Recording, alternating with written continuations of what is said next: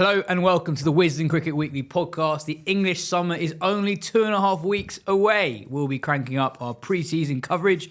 Looking forward to the IPL that starts this weekend, and we'll also be hearing from an English youngster who may well be one of the players to watch in 2025. I'm Yas Rana, and with me today are Ben Gardner and CricViz's Head of Insight, Ben Jones. Mark Butcher will be joining us later in the show. A reminder that we've been busy on the old Patreon. Last week, Ben and I looked at how many changes on average do England make between the first test of an away Ashes tour and the last test of an away Ashes tour before having a stab ourselves at predicting the England 11 for the fifth test of next winter's Ashes. Ben, good to have you back on the show. Where's your winter taken you? Here, there and everywhere. I was in Australia for the Border Gavaskar with Fox Sports. That was a good laugh, and then it rather tailed off at the end. I was in Malaysia commentating on the ICC Under-19s Women's T20. I know you were glued to every ball. And I've just got back from the Champions Trophy in Lahore, where I was mercilessly spared the requirement to do the final by those the powers that be. I was whisked away after the New Zealand-South Africa game. We've talked about it a lot. A lot of other people are talking about it a lot. England's white ball side hasn't had a great 2025 at the moment. There's lots of questions about does the underlying structure within English cricket impede the development of the best 50 over players in particular. There's discussion around who might be the next ODI captain, T20 captain. Harry Brook looks like he's the favourite for both. If you were in charge of the big review, what would be the thing that you'd attend to most urgently? I don't want to echo what you guys have said on the pod before. But, no, that's okay. I'm not going to say I'm agree with you. But I do think there is far less urgency than some might suggest. Like that kind of, we need to appoint a captain before they get off the plane at Heathrow. Not true. We've got time to kind of sit with this. There's not a lot of urgency. What I would say, the schedule's not changing anytime soon, so we don't need to focus on that. I think we need to kind of work with the schedule and work with the limitations of the system. We're not going to suddenly develop an extra month in the calendar where we can play a rigorous 50 over comp. I think the one thing they could do right now that would really improve the pathway system would be to properly reignite the Lions as a 50 over endeavour, to try and funnel in the best, even if it's not necessarily the Lions in name, but it's like the North v South situation. I think that's just like a really practical, really straightforward thing that you can do where you're kind of hothousing the best young talent who should be good in 50 overs. Ideally, they'd be doing that in the Metro Bank, but they're not for all the reasons that we know. So stick them on a plane to Abu Dhabi and let them go and have a really good, fun month with the 30 best young white ball players in the country. And do you think the T20 captaincy should be treated separately to the 50 over gig? I'm just looking at that World Cup next year in India and Sri Lanka that comes just after that away Ashes trip, which who knows how that goes. And England don't have a lot of T20 cricket to play between now and then. That could be a really difficult trip to give someone who's relatively new in the job. Yeah, I think with all of these things, are you coming at it from a pragmatic perspective of, like you said, you kind of, I can hear the English pessimism in your voice of just like, well, we're probably going to lose anyway, so we shouldn't give it to anyone good because then we have to sack them. But if in the absence of like an outstanding, cross-format candidate, which I think is where we are at, you go through the list and there's reasons not to pick Brook, there's reasons not to pick Curran, there's reasons not to pick Billings, whoever you go with. I do think almost treating it on a series-by-series basis for now is fine.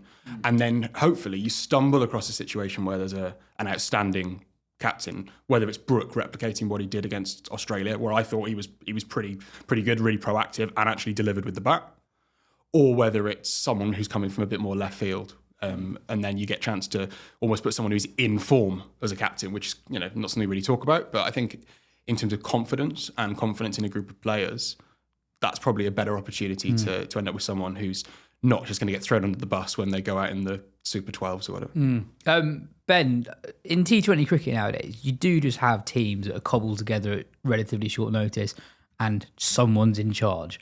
Why can't you just do that for international T20 cricket as well? Part of the reason is because because it is just different, right? Like leading an international team, there is just so much more that comes with that. There's so much more investment. There's more media scrutiny. They'll look at the T20 World Cup in and of itself, but also as part of the process. But I think that it does become a more compelling thing to do when you think about say we're looking at two big candidates at the moment in Stokes and Brook, and there I think I think there's good reasons to think both could be a good T20 captain in general and a good ODI captain definitely. But for that tournament, it would be a big part. Neither Stokes especially, he just won't be able to do it if he's just done 5 tests against India and 5 tests against Australia. I think that is very, very unlikely. Brook will have had the same schedule with less of the leadership. But then there's also the question actually over him as, and Stokes to a certain extent, but him as a player in those conditions. I know he did well as a captain with the bat against Australia, but actually the thing that he struggled with most is, batting against spin. The IPL is now not going to have that as like a sort of a finishing school for him this year to actually show he can do it and to improve against it. Being mentored by KP as well. Exactly. That would be quite lovely. Yeah. So to expect him to go into conditions where he's yet to have that success, leading a side of players who have also, in general, not had loads of success in those conditions, when there's, definitely will be an atmosphere from the white ball team where the most recent notable thing they've done is, crash out of a global tournament and possibly leading off the back of some of who knows what happens in the test time. It's just like, I think that they definitely could do that. And you wonder if maybe McCullum as an outsider who has done that in T20 leagues before, who's had that experience and then can just be like, yeah, we'll get these guys together, we pick the guys we have available, and that might, they also will have to change their plans based on the Ashes and then pick and catch from that. Like, I think it makes sense in the abstract. It's just that's not how international captaincy has basically ever worked before, and definitely not for England. So I kind of thought you were saying McCullum was an outsider for the captaincy. I was like, you know what, fair play. He is an outsider, given that he's not currently an active player. Has he been in the country long enough to qualify for England? No. We've done it with worse before. One thing I would say is that, you talk about that. I'm not going to say big 3 of options, but it's kind of a loose 3 of, Brook, Stokes, and I'm going to throw Curran in there as well. The one advantage that Curran does have, given that there's a World Cup in India in 12 months' time, is that he's probably about to play 14 games for Chennai, not as a captain, but as a leader, learning from one of the great white ball leaders in the right conditions at a time where there's kind of a bit of a vacuum, both in terms of quality and leadership for England. It's quite a nice time to be given that opportunity. And I'm not saying that Harry Brook's done himself dirty by not putting himself in that opportunity, but it's not just technical. It's also about this momentum of if he'd have gone and smashed 200s, a bunch of 50s and smoked it around the Kotler, then he might have been in a better spot. And Curran's very much in that spot now. I guess it depends with Curran just working out how much McCullum actually rates him, and if we're maybe reading a bit too much into the fact that he's not been in any squads since McCullum. I think that's a fair thing to read into. Over. Well, yeah, it is. But does that mean that he's completely out of the reckoning, or does it mean that he's 17th in the pecking order and was quite close to it, and they happen to go another way for the conditions, and actually with a couple injuries he's then in the squad, then all of a sudden he becomes more of a serious part of the conversation. So with a good IPL, how good an IPL does he need basically to become at the heart of England's plans again? Does he need wow, he's amazing, we completely underestimate how good this guy was, or does he need no, I've still got it IPL where he does decently, isn't the best player but is a good part of a good team, and then that's enough to be okay, no, actually let's get this guy back involved, we know what he can do. I think that's a question that we're not quite sure. And he said, I think he did an interview with Matt Roller at Cricinfo, and said that he had spoken to McCullum after it had happened. It wasn't as if they'd gone completely no contact with him, but that's still one that we won't know until England next pick a white ball squad, and Curran is in it or isn't, I guess. And if there's one thing we know, regardless of McCullum's own feelings, it's that everyone else in England, in the England setup, rates Sam Curran. That's why he's been in every squad for as long as forever, and he's never far away from the side. So he's only got to persuade one man. The problem is it's the only man that matters. Big news in English cricket this week was that Mark Wood has been ruled out for the next 4 months of action after needing surgery on his left knee. He initially picked up the injury during England's Champions Trophy defeat to Afghanistan. He felt a bit of discomfort, went off the field, came back on the field, bowled 4 more overs, and then left the field for good. Here's Mark Butcher on Wood's injury.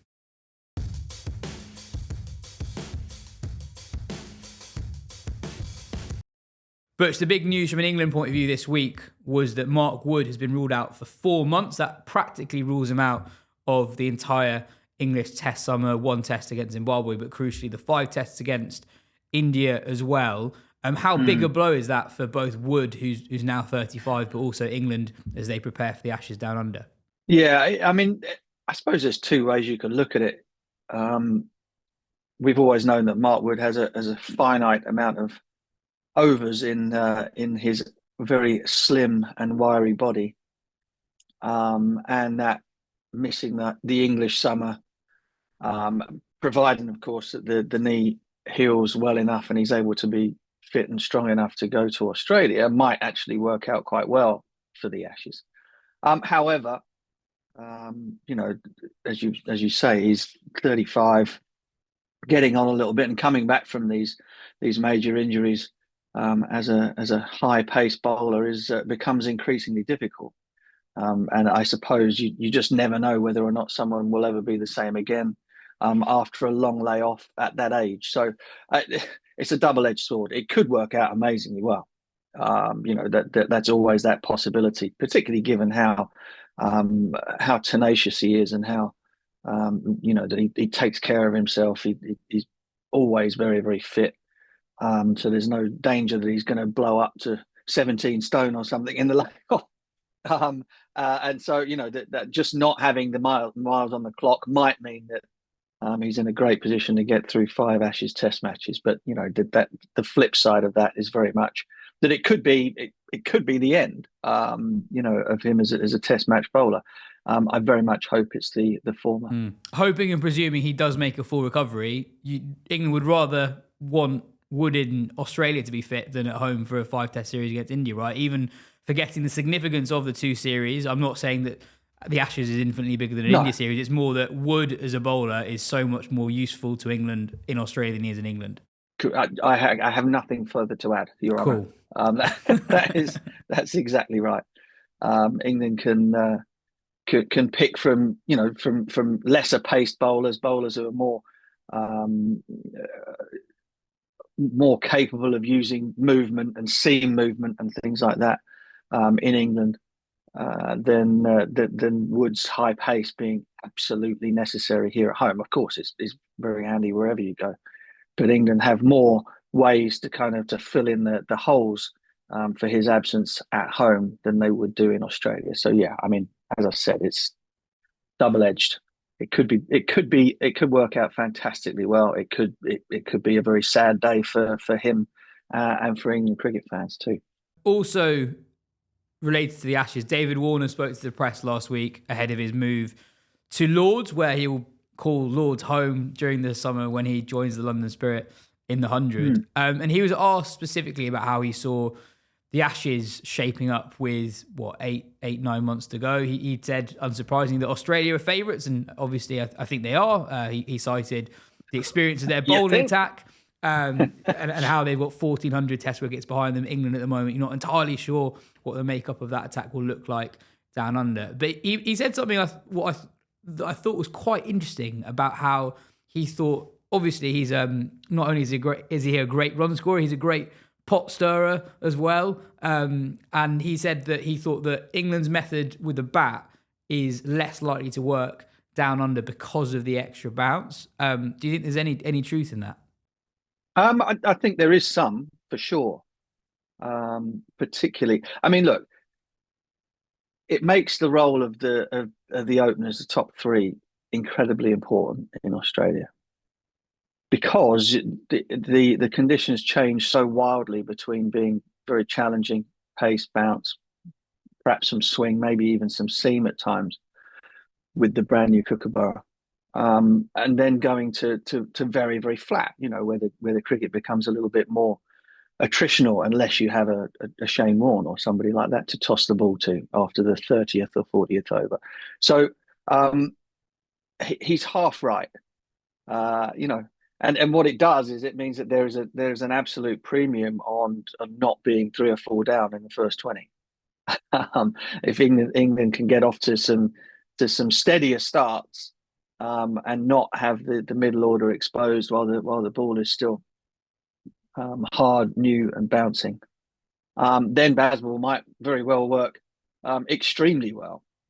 But it's you have to earn the horrible saying, earn the right to get to that point whereby you can sort of put the foot down perhaps and go a little bit more gung-ho against a softer Kookaburra ball. So he's half right. To be fair to England, it's not as if top order wickets and early collapses have been a huge problem. I know that Crawley had a tough tour of New Zealand just gone. But by and large, Crawley and Duckett and Pope, when he's batted at 3, Bethell when he batted at 3 in New Zealand, have actually laid a pretty good foundation for the guys beneath them in the order. Yeah, which is why I say he's kind of half right. I mean, you just have to, as in all cricket, no matter who's playing it, you have to kind of go with the waves of times when things are in your favour and when they're not. And you know, it very much it puts a big onus, I think, on somebody like Zach over the course of the next few months, because I think, you know, the currency, or the sort of like the money in the bank that he's had just simply by being backed as hard as he has been from the beginning, is starting to wane, perhaps even in the minds of those who are doing the picking. And so he could do with a good summer to make sure that he for his own self-confidence more than anything else, presuming he's picked to go on the Ashes tour, that he goes in with that sort of that feeling that he backs himself, and that you know, that there is a genuine sort of perhaps apprehension from the opposition that actually, you know what, this guy could be very dangerous if we don't get rid of him early. So a big summer waits for him. Yeah, and almost all the Test guys, Bethell aside, actually will be playing a pretty substantial amount of the early block of county cricket: Crawley, Pope, Root, etc., etc. So that'll be fascinating to watch. We're only 17 days away from the start of the English summer, Butch. Does it feel like summer to you? Well, the sun's out. Yeah. It was we're scraping the ice off the windscreen still this morning. I think of the Surrey boys at the moment, who are in the big tent on the outfield at the Oval. One or two others, slightly luckier ones in the county ranks, are off in warmer climes. But I suppose Surrey will turn around and say, "Well, we've done the tent thing for the last 3 or 4 years, and it's done us okay." So it was actually something that I had a horrible thought about early pre-seasons.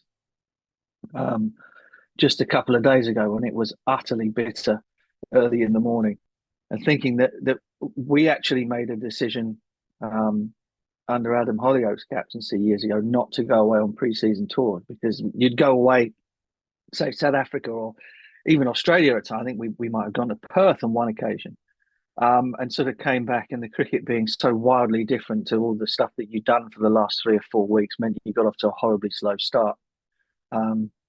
And so as horrible as it is, and kept taking slip catches when the hands are absolutely frozen, there is some merit in staying behind and being acclimatized to what could be a fresh start in many ways to the county summer. You fear for the hardness of the pitches in a couple of weeks' time, given there's been no heat and no sun. No, I mean but I suppose the one thing that has happened is it's stopped raining, hasn't it? We haven't had any rain for best part of 10 days.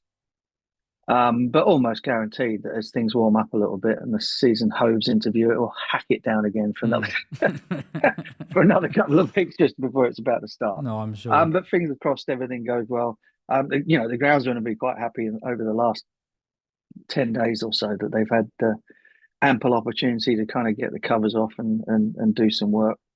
But yeah, the pitches will be slow and low. They might very well be very flat. I mean, we've seen in the last couple of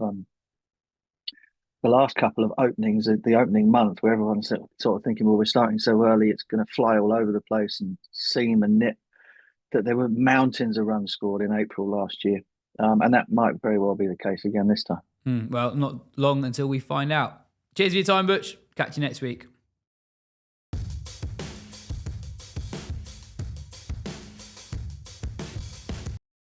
Ben, who will and won't be part of England's Ashes bowling group is becoming slightly less hypothetical as we approach the start of the English summer. We know that Wood's not going to play any Test cricket before now in the first Test of the Ashes. We know that Jofra Archer and Max will play 1 or 2, given that he's not going to play any red ball cricket before the India series. I guess it's just quite interesting to better understand what are the type of bowlers who actually do well in Test cricket in Australia now? Because one, England seem to have a pretty clear idea of what they think will work there. But two, it feels like conditions in Australia look from afar to be a little bit different to what they used to be and stereotypically ex-pros talk about. 100%. They've changed a lot. I mean, I think it was 2021 where they started using this new variation of the Kookaburra ball, which has got more of a pronounced seam. You know, everyone involved with its opening batters, Uzi Khawaja trying to excuse the fact that he was averaging in the teens or whatever, is talking about how much it's moving, particularly early on. And it's borne out in the figures. I've got some numbers here. It's seeming 25% more since the ball change. You know, that's a lot. And even just like the raw numbers, so it's 0.7 degrees of seam in that era in Australia. We've only got 0.6 in England. So it's actually moving more laterally than you would expect in Australia than in England. That's partly to do with lengths. You know, if you bowl shorter, you tend to get more seam movement. There's a bit of fudging, but you're not talking about wildly different assistance on offer from the pitch, and the swing is only marginally more in England as well. Again, that's partly due to the kind of bowlers England have been picking, less swing bowlers, more hit the deck bowlers. But the broader scene is actually way less alien than it used to be. So over what sort of time period are we talking just about about? 5 years. So 5, and historically, if we go further back, using data, you could say it's actually quite different what you see in Australia. Literally the ball is moving more. And also, if you look at the speeds that you need to bowl, before it used to be the kind of the cutoff, as inverted commas, for are you quick enough was like 88, 89. It was a lot more, you need to be gas if you're going to genuinely disrupt set batters with an old ball. Now it's, 85. I know that's not a huge difference, but England have got quite a lot of bowlers that can bowl that due to, the way England have gone in the last few years. It feels a little bit more attainable.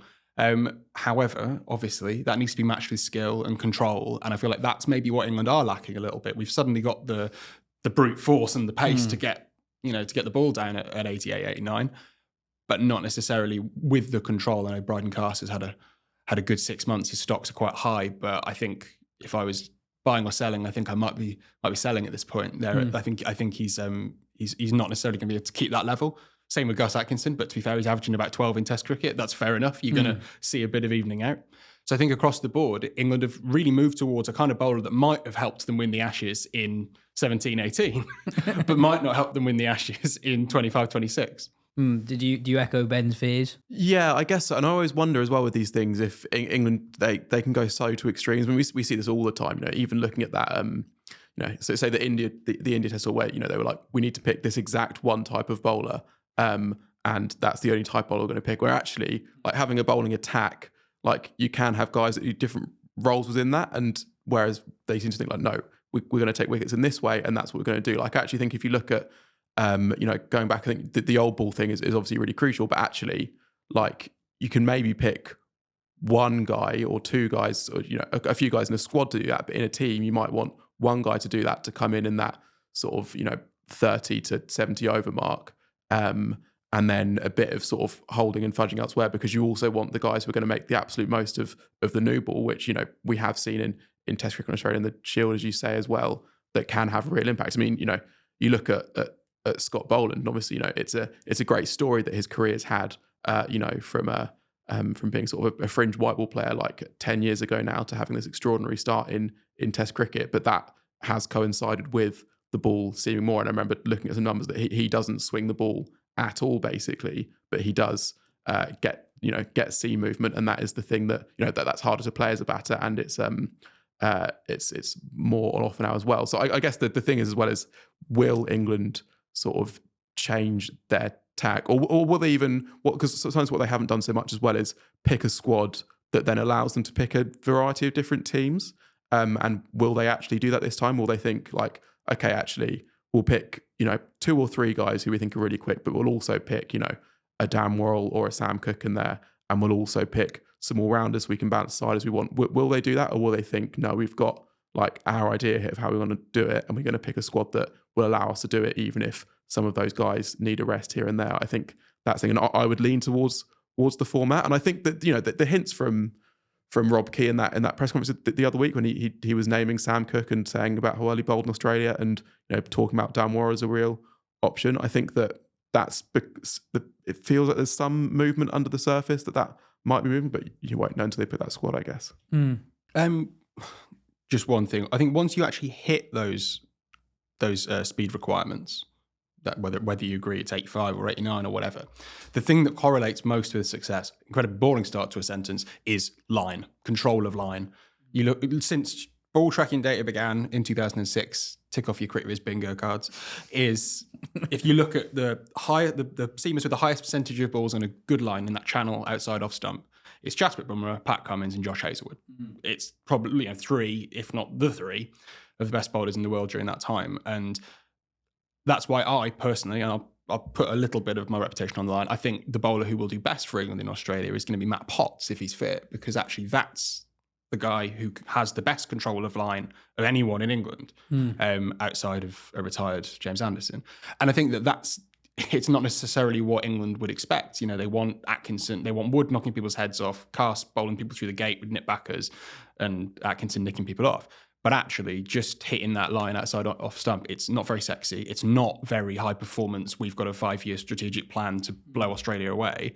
It's quite old school, but I think it's probably what will give them the most success, varied with that slightly more blunt but destructive pace. The other thing, I agree with everything both of you have said, is that the bowler I think we're describing that does really well in Australia is a type of bowler England just don't have.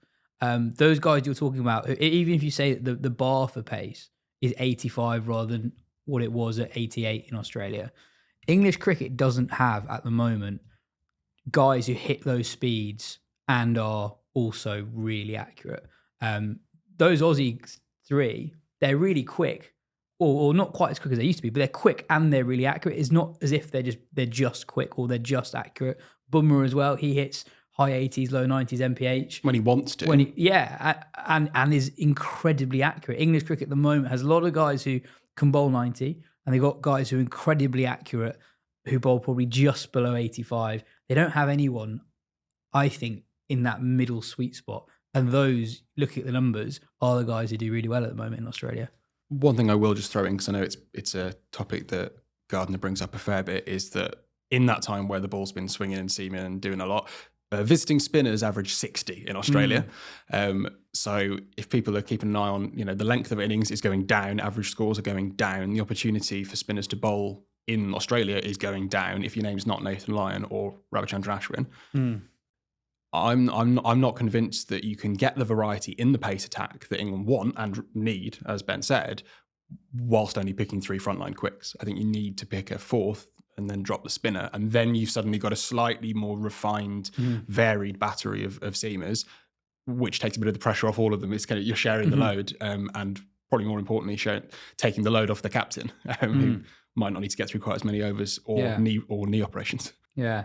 If England do continue to look for new guys who bowl fast, one name that could come into the mix either this summer or next, or maybe even further down the line, is Sonny Baker. Baker is 22 years old. He's just joined Hampshire from Somerset over the winter, and a few weeks ago was handed an England development contract for the first time after impressing on an England Lions tour of Australia that was led by Andrew Flintoff. I'd say this is a slightly different interview to our usual pod interviews. Baker is a real character, and I think there's a lot of very interesting things in there. Here it is.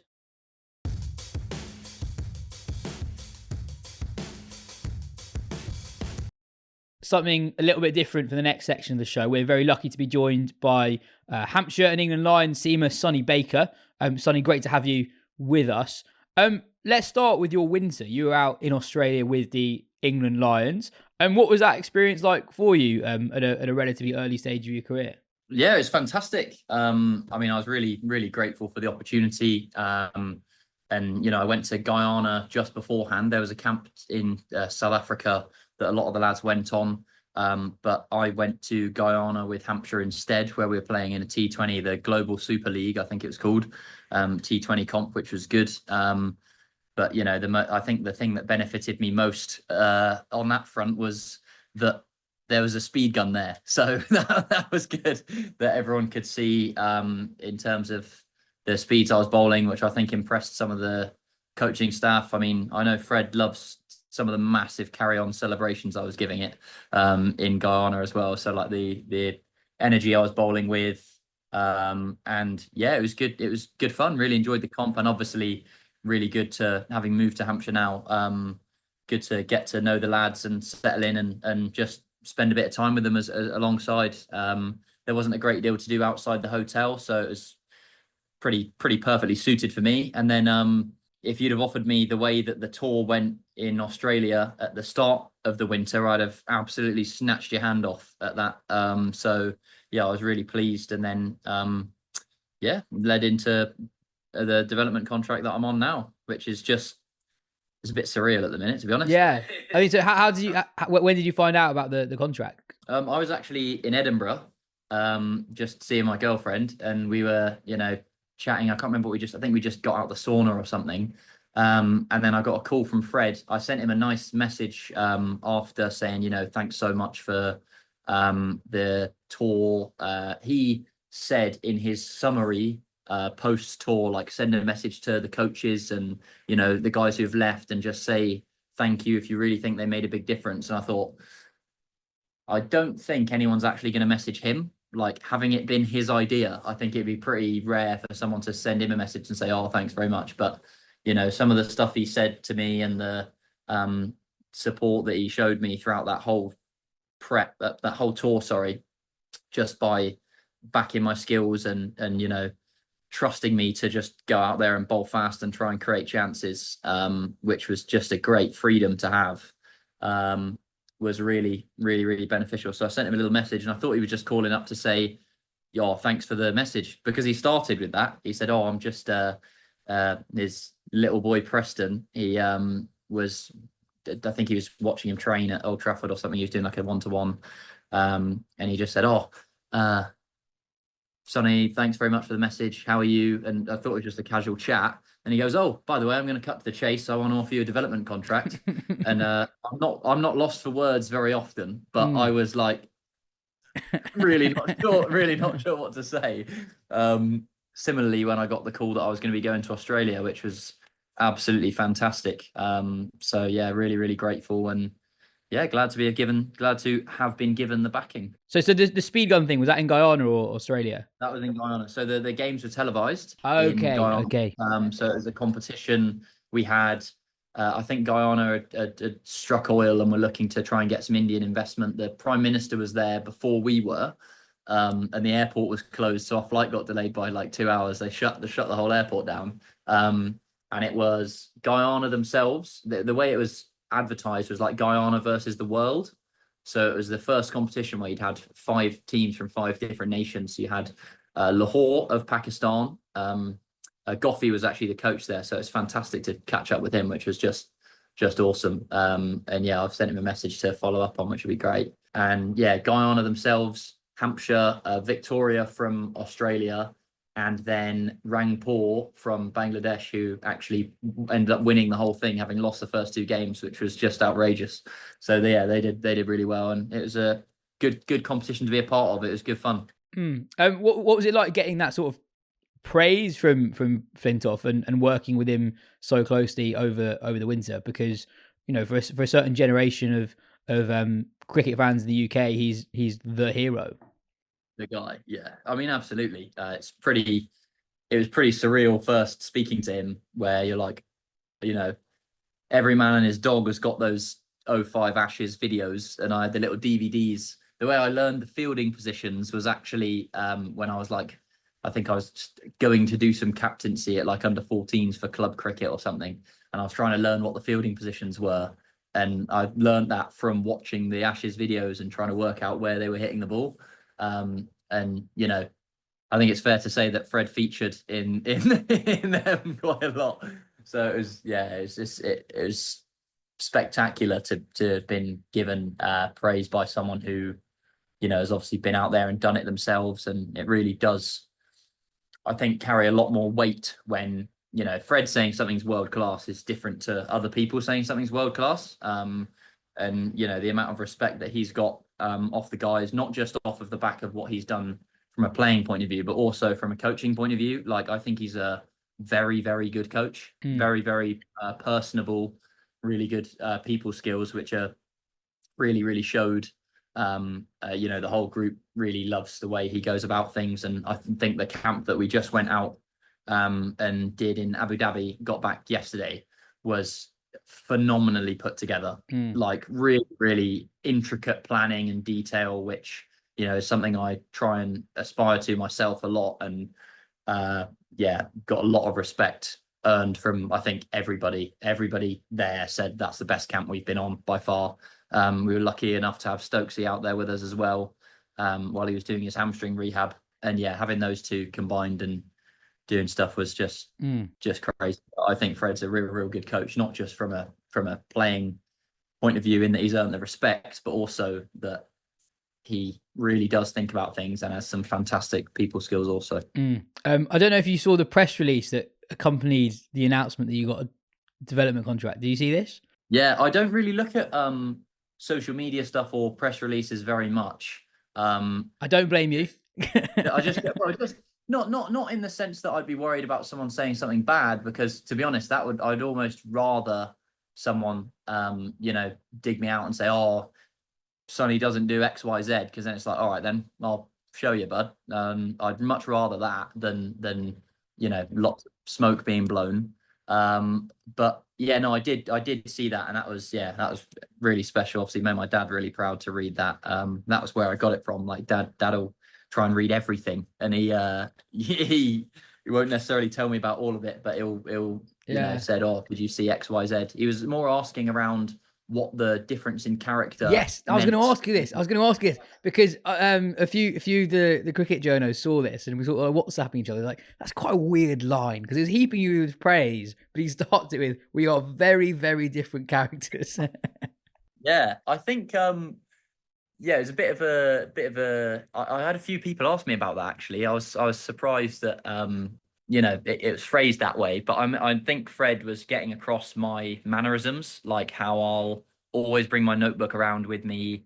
I'll do things to the nth degree, very big on recovery stuff. And like, I try and, even my boots, like I've got to get them resoled to have 6 at the back on the left foot and not as many on the right. Like, I try and get everything done to as much of a degree, as much of a professional degree as I possibly can. And I think Fred was more just having a bit of a joke at himself, saying like, "Sure, I could have done with a little bit of that." That was how he explained it to me anyway. And I hope that's what he meant. If he meant something else, I might be a little bit offended. So no, I think that makes sense. I'm not sure a 21-year-old Freddie Flintoff was carrying a notebook around towards him. Out of interest, what do you what's in your notebook? What sort of stuff are you compiling notes on? Oh, all sorts of stuff. Whether it's anything I've individually learned in that training session, I'll try and plan ahead. I've got an Excel document that I use to monitor my workloads, so I know what I'm doing when, and I'll write little notes on the side of that in terms of what I'm doing for what day, what fits in what training block, what am I trying to achieve out of this upcoming block, you name it, pretty much. Analysis on batters, things that I found worked for me on that day. Good example being Guyana, like a really greasy ball. It was the first time I played in really, really dewy conditions. And the first game, I was pretty nervous. Like, you always want to make a good impression. Like, you got guys like Liam Dawson and, Woody in the squad where you're like, these guys are proper. They've been there and done that. I really, really want to make a good impression on these guys. And then, slippy ball and stuff and like all of that. Even I've got stuff on managing nerves in there. Like different grips I use for different balls, different cues that have worked for different slower balls, technical points, observations about the ground. What else have I got? I mean, it'd be a long conversation if I talked you through all of the different bits in there, but I try and cover as many bases as I can, as thoroughly as I can in my notebook, that's for sure. I prefer having everything written down. I feel like if I have a discussion with someone where I'm going to learn something, as much as it might make them a little bit like, oh, bloody hell, I didn't realize this was an interview. It really, really does help me retain that information. For example, when I was at Rockets for my first year, I knew I was only going to be there for, at one point I might have been there for 4 days if we'd have not made it to the eliminator. So I'd got subbed in as an injury replacement. I didn't end up playing, but I did get a chance to sit down with Wahab Riaz for ages. So he was an absolute legend, like couldn't have been any better with me. Really talked to me about everything, Yorkers, field setting, reverse swing, basically any question I could think of I was trying to ask him about. Bowling fast on, going through the gears, how much do you pick to put your foot down on what day, How do you manage your body? All sorts of questions like that. What would you? One of my favorites is, what advice would you give your 21-year-old self? What do you think you would want to do more, and why? And then as a coach, what observations have you made about me so far that you think you'd want to see me do more of, or just any conversation that I think is going to be of benefit. I'll want to bring my notebook with me and try and keep jotting down little bits here and there, just because it's hard to retain nuggets of gold. Like, I was chatting to Jason Gillespie in Australia. We talked through a lot of things, and had I not had my notebook, there's no way I'm remembering the bits in the middle. Maybe at the start and maybe right at the end, but the middle parts, when we're talking about really specific stuff, if you don't just have a little, okay, yeah, right, sorry, 1 second, as much as it feels awkward, and sometimes people take the mick a little bit. Well, I say a little bit, a lot. It really, really does, I think, benefit me. And as I've said to any youngsters that I've talked to when I've done any coaching or any advice or anything, they're normally like, how do you remember all of this stuff? It's like, well, I write it down. You must have a level of confidence to, I suppose, go straight into a professional environment at a young age, talking to some genuine greats of the game, and do something like bringing your notebook out, right? It's something that you're going to get the piss taken out of you. It was embarrassing, right? Yeah, first. right. Yeah, it is embarrassing. Well, same. When I was throughout school, I was always the kid who tried really hard but was still a bit crap. Like that's your worst nightmare, isn't it? Like, you don't mind being the guy who's trying really hard and doing really well. That's fine, because you're doing really well. When you're trying really hard and you're not achieving the things you want to, that's when people start taking a mick, or, oh, why are you doing it this way? Like, oh, you're taking this all a little bit too seriously for your level. It's like, well, the only way you're going to improve what you're doing is by taking it seriously. Like, people do that in different ways. And guys often mistake guys who are at the top level. I had a conversation, it was only brief, but with Quinton de Kock in when he was at Brave, about his batting prep. And he was saying, like, I hit all the balls you can imagine in between the ages of 20 and 26. I don't need to hit lots of balls now. So guys will see me not net very much and be like, how is he so good? It's just all natural talent. It's like, no.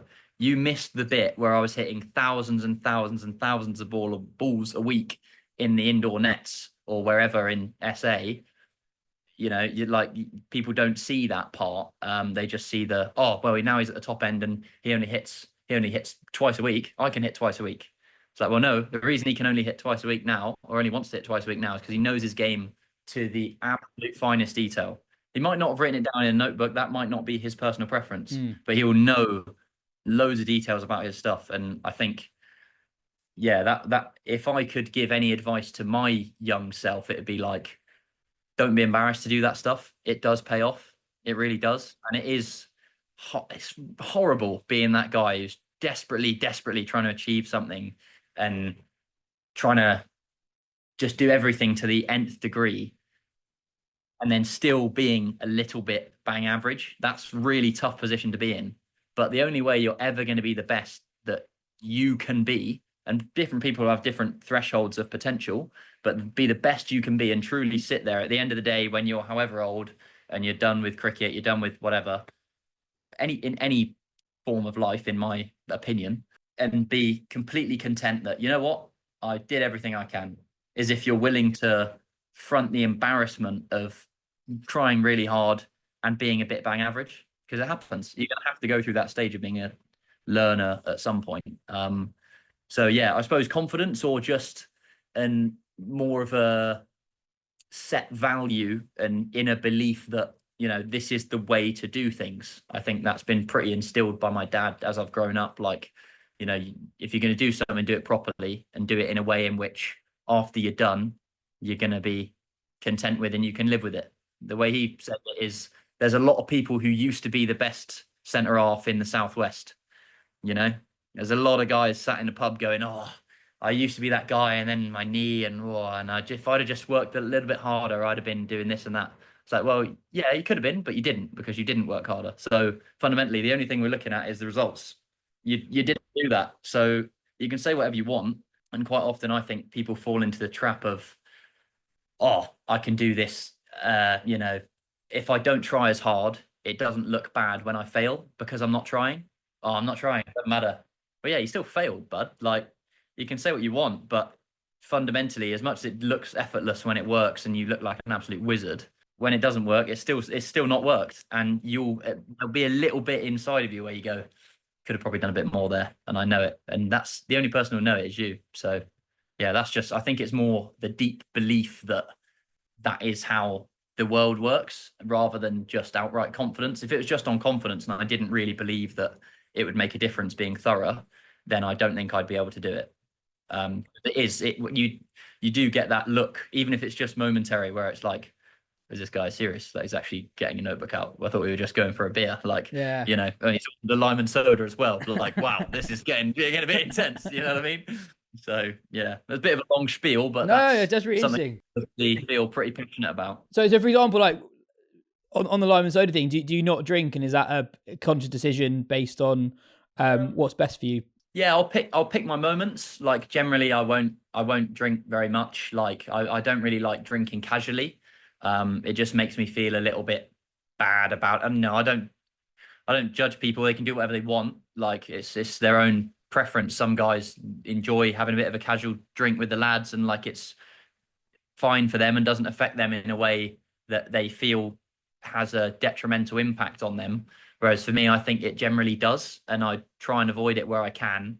But you know what I mean? If we won the T20, I'm going to be going out with the lads. Like, it's because it would be, it feels right to go out at that time and enjoy myself at that time and really be like, right, okay, you can properly take your foot off the gas and just go and have fun. And, you know, this is what you've worked up towards, like, smell the flowers a little bit. That's been a bit of a learning for me, in that, you know, getting me to work hard is not going to be the problem. It's getting me to enjoy it when it's going well, and not be, but the next thing.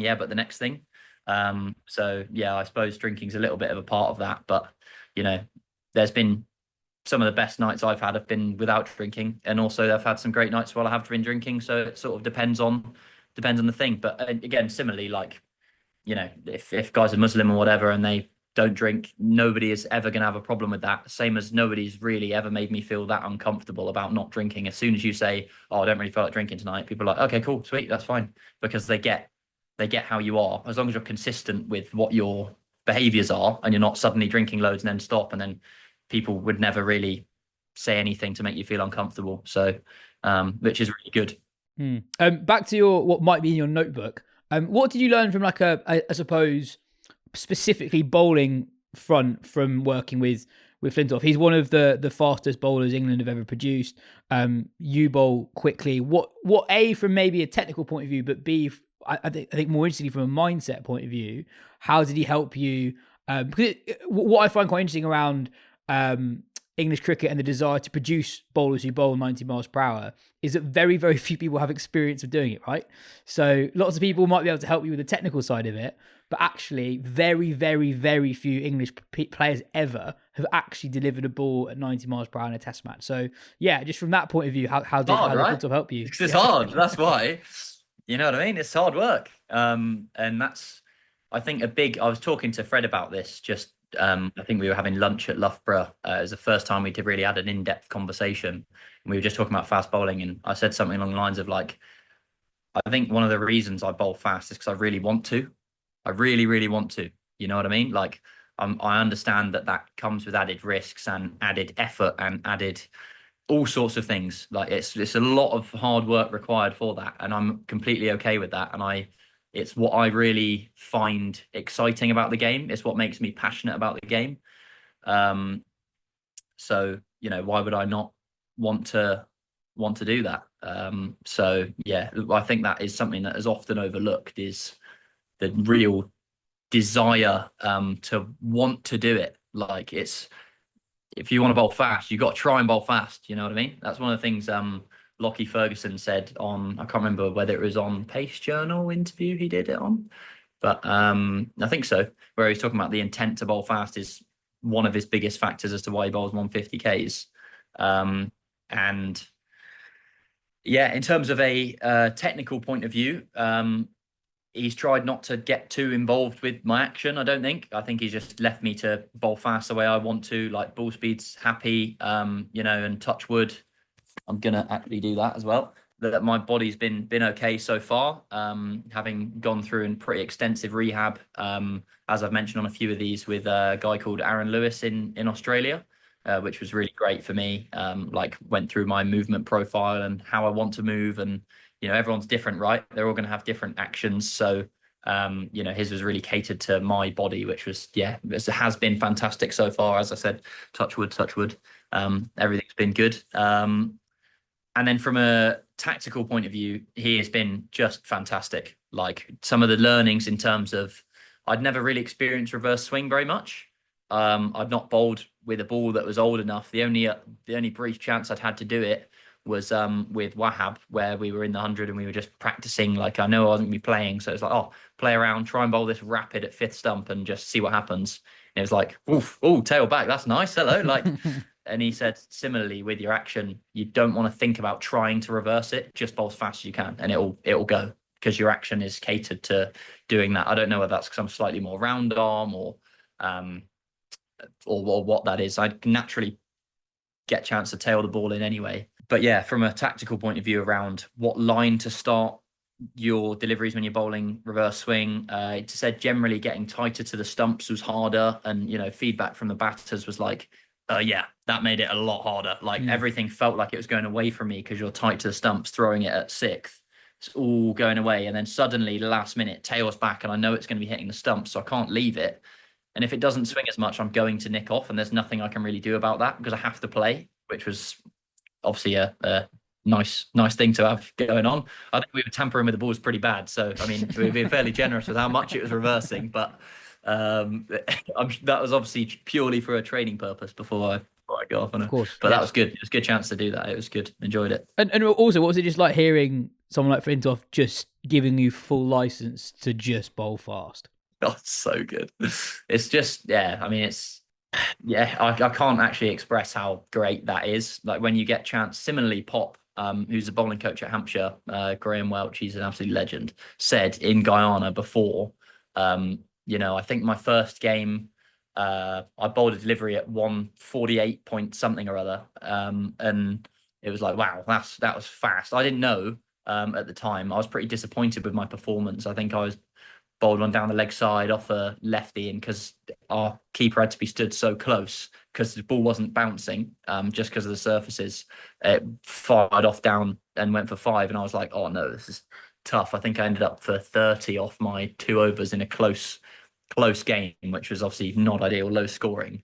And I was like, pretty disappointed visibly when I came off. And he was like, mate, I don't care what happens. I just want you to bowl fast. I don't give a... Well, I won't swear, but... Swearing's allowed, don't worry. Wonderful. I don't give a shit how many runs you go for. And he said, I don't give a shit how many runs you go for. I just want you to bowl fast, and I want you to create chances, and that's it. And that's like green light for me, absolutely green light for me, which was one of my biggest reasons for coming to Hampshire, was like that mentality of, this is a role you're going to play. You're going to come in, you're going to bowl fast. That's what we want. We want you to be a point of difference. And, a guy who bowls 90 mile an hour trying to go at 2 and over is like, well, any outside edge is going for 4. There's nothing you can do about that. It is going to be going for 4. So, it's a lot easier when you're bowling in and around 80 mile an hour either side of it and swinging it away into length, and like, whoa, that's lovely, really pretty, but like you can't go for a lot less than that if you're bowling really, really fast, because any inside edge or anything just flies away. And obviously there is a speed accuracy trade-off, like that's factual. You cannot be as accurate at 100% of your max speed as you can at 90%, 80%, which is where bowling within your gears makes a big difference. So yeah, that's probably the rationale, and getting that green light was just phenomenal. I don't know if you read, Steve Finn wrote a really interesting article on BBC Sport during the New Zealand Test series. Do you see this about why? Oh, I didn't actually see. It's really interesting. So he basically explained why someone like Bryden Cast could have like a middling county record but be a really good test bowler.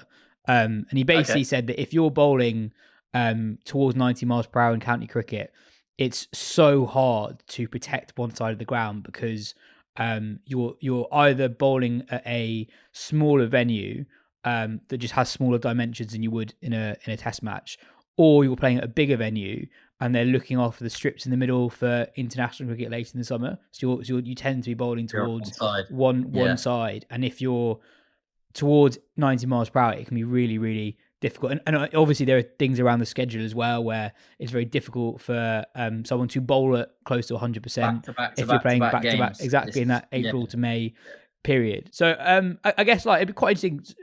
There's a lot of talk about the desire to produce fast bowlers in English cricket at the moment. But where are you at in terms of what your aspirations are? Obviously, you've just moved to Hampshire. You've only played one first-class game, and that was for the England Lions, which is weird. You got the development contract. So, like, what are you hoping to get from 2025? I mean, I try not to look too far ahead of things, but I am also one of the world's most ambitious blokes. So, you know, you can take from that what you want. But yeah, I try not to look too far in the future. I think one of the dangers with everything having gone well in the period that has just gone by is going, oh, well, what if? It's like, well, let's just enjoy the now and, you know, let's get Champo debut out of the way. Fantastic. Done really well in that. Wonderful. Then the first block of championship games. Wonderful. Got through the first block of championship games unscathed. That's awesome. Then I want to go and have a T20 campaign with Hampshire where I do really well. Wonderful. Right. Had another block done. Then we been retained by Manchester in the 100. So want to play this year and make an impact and, you know, get through that unscathed. Wonderful. And then that sounds like a really, really good summer when you do it block by block by block. The second you start thinking, what about this? What about that? Is I think where you get yourself in trouble. So I want to really try and stay, you know, I know it's so cliche and I hate when people just use cliches on interviews, but it's trying to stay in the now, in the present, in the moment, and just take it block by block and really, really enjoy the bit that's happening right now rather than thinking too far in the future. However, as I said, I am very ambitious and, you know, I try and prepare as if I'm going to be achieving the things that I really, really want to tomorrow. Like, why would you, if one of the questions that I was talking to Andy Amid, I lived with him at Somerset. He's an absolute legend, first of all. But second of all, the discussion that we had was, if you were going to, I can't remember what year this was. I think it might have been my second professional year, where he said, if you were going to play in the IPL and the Ashes next year, what would you have had to have done in between now and then to be ready? Like, wow, okay, that's something to aim for. You know what I mean? Because obviously, that's obviously an unrealistic expectation at that time. Second professional year, you're not going to be playing IPL and Ashes in your third year. I don't even think there was an Ashes on that year. But the mentality of what is the gap between where I want to be and where I'm at right now, what is required, what work is required in that gap, how can you do that most efficiently, most intelligently, and in a way that is manageable, is the mindset shift that he massively helped me with. And then just a practical question, I guess. Now that you have the ECB contract, how much communication are you in with the ECB, particularly around likely workloads, particularly in that first burst of the season where it's 7 championship games by the end of May? Well, I mean, the development contract is more around management of workloads, really. It's more of a, the ECB get a bit more of a say in terms of what I'm doing when, and it's obviously going to be a discussion with Hampshire in terms of this is what we're doing when, these Lions fixtures are at these times, so, you know, probably want to rest between here and there. And I think it would just be a collaborative approach and try and plan things together in a way that means both parties are happy. So Hampshire, I want to play as many games for Hampshire as I possibly can, obviously. However, I also want to play as many games for England Lions and England as I possibly can. So it's a very difficult one to manage in that that's a lot of cricket, that's a lot of workload. And especially if you're bowling as fast as you can, that's really tough. So it'll be managed throughout. It hasn't really been formalized in terms of exactly what I'm going to be doing in the up and coming fixtures. And, you know, I imagine at the Oval, they'll probably want to play a attack with some pace in it, because obviously there's generally some pace in that wicket, and I want to try and cause some problems up there for sure. And just basing things around what fits in with what we've got upcoming, what has been done previously. As I said, just got back from a pretty intense camp in Abu Dhabi. It's going to be pretty chilled now, and then build into pre-season stuff. And then thereafter, like, probably play within some championship games. I don't know how many of those games I'll play. I very much doubt it'll be all of them. I really no, it won't be all of them. It definitely won't be all of them. But it just depends how many it'll be, what suits, whether it's half of them, whether it's 4 out of the 7, whether it's 2, I don't know really, to be honest. I know I'm absolutely dodging that question, but I don't really know. It's above my pay grade, to be honest. I imagine that Killer, the bowling coach for the Lions, and Pop will be working together on that, with Scotty and Cookie, who are both the S&Cs respectively. Awesome. Well, Sonny, thank you so much for your time. Love your energy. Best of luck with the season ahead, and I'm sure I'll catch you at some point during the summer. Thanks very much. Catch you in the summer. Much appreciated.